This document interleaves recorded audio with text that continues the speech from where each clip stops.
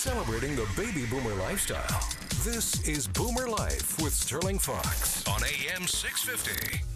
Welcome back to the program. Boomer Life today is all about solutions to debt, solutions that you may not even be aware of, especially when we refer to things like a consumer proposal. Joining us in studio today is George Abakhan, the president of Abakhan and Associates, proposal administrators and trustees in bankruptcy. George, a lot of people, I mean, we talked about the fact that in British Columbia, the typical personal debt load is around 40 grand.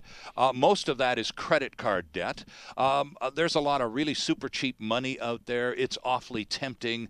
And I think a lot of younger people particularly get into some financial difficulties by failing to distinguish the difference between wants and needs. Can you reflect that in your experience with dealing with the outcomes of misplacing wants for needs? Well, I mean, I think of certainly up north, run into this probably more than anything else. Everybody has to have a pickup. Everybody has to have an F-350. Mm-hmm. An F-350 will lease you out at about $1,300 to $1,500 a month, right? And then you got the insurance and the gas and everything else. Well, $1,500 a month plus another $300 or $400 make it $1,800, and you got a take-home pay of $3,200. Mm-hmm. And the guy comes in, he's got his wants are probably a car at $500, right, or even $400. That's what his needs should be. Right. But he needs to get back and forth to work, period. Well, he wants, however, to travel back and forth to work like the king of the hill, right? Like his buddies. Sure. Like his buddies, but he hasn't got his buddies' salaries, etc. Right. So that's where, for instance, I would recommend that he gets rid of it, and because he can't spend 50% of his take-home pay on his car. Mm-hmm. It's just not on. But people have been gradually driven into this by the availability of credit cards. Exactly, right. And they get one, they get two, and really what they're doing is they don't care about the interest rate. They don't care whether it's 20% or 5% or whatever it is. If the credit card says you got to pay $250 this month, they just pay the minimum amount. Right. In the meantime, they go out there and they'll probably borrow that money from another credit card. So the cycle goes up there, and eventually they run out of room, and that's when they turn up in our office. But the thing about proposals. The thing about proposals is that. The way I look at it, and the way our firm looks at it, is that the Bankruptcy Act is not a punishment situation. You don't get sent to Australia anymore. We don't have debtors' prison any longer either, do we? And thank goodness for that, George. Exactly. So what we regard it as is it's a revitalization. It's a getting a fresh start. It's almost financial rehabilitation, isn't it? It's rehabilitation, exactly. It's not a punishment.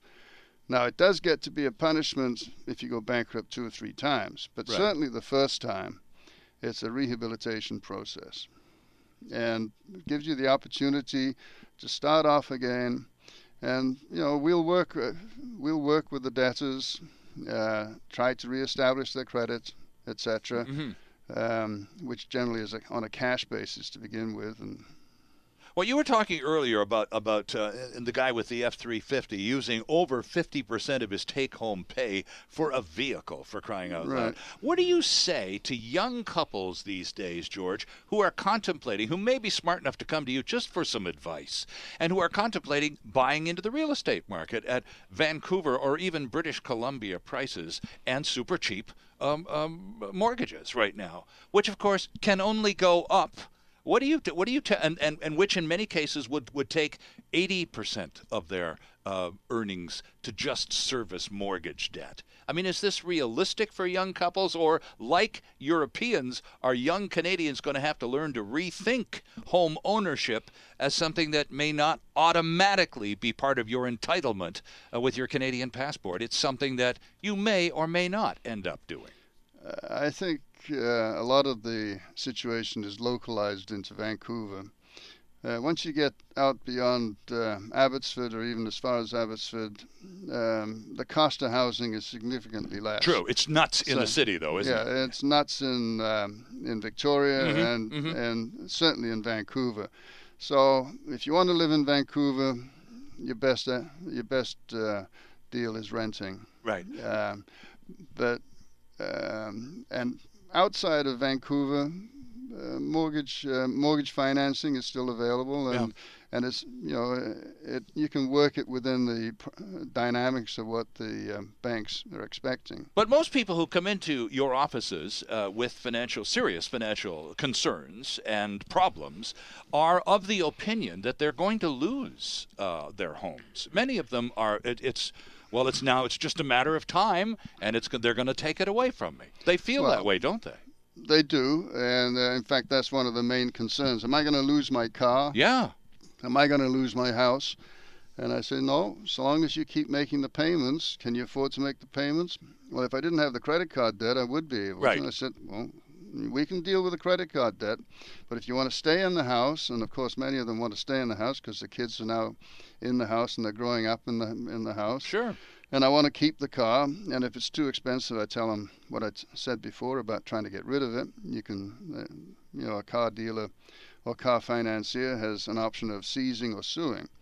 So if he sues for the amount, then you get to keep the car. Right. Which they're not likely to do. Right, they'd just rather have their wheels back, right? They'll get the wheels back, and not making the payments for, say, 2 or 3 months, you can buy yourself a cheap car. Right. Now, many of my debtors that I advise will go that route. Mm-hmm. So you get rid of the credit card debt. They can now afford to make the payments on the car, and they can afford to make the payment on the house. They don't have to worry about a mortgage foreclosure unless they're already being foreclosed, in which case that debt, if there's a shortfall in the debt, it just goes into the proposal or the bankruptcy. I think the most important part of this conversation for anyone listening is the fact that, as we said right at the very beginning, George, while it may seem at the moment an insurmountable problem, if you're at the receiving end of all of these abusive phone calls and letters, and you've really just you're run out, that there is hope. There are professionals who are quite capable of taking you out of the impossible situation you feel you're in right now and turn your life around. And it's quite simple. But you have to make the first move. You have to pick up the phone or go online to moneytroubles.ca, and if you do go online, all of the contact information is there. The phone numbers, the addresses, the individuals at all 5 Abakhan & Associates offices around British Columbia. It's all on the website, right? Exactly. Any one of our colleagues in any one of our offices can advise you, and generally we work with a buddy system so that if one guy you'll be interviewed by 1 or 2 people, preferably 2 people, and when one guy's not available, the other person would be available. Right. So we try and work your way through the system. Abakhan & Associates, Abakhan. George Abakhan, a pleasure to have you on Boomer Life, and I look forward to more conversations in the days ahead. Well, thank you very much. We'll see you next time here on AM 650.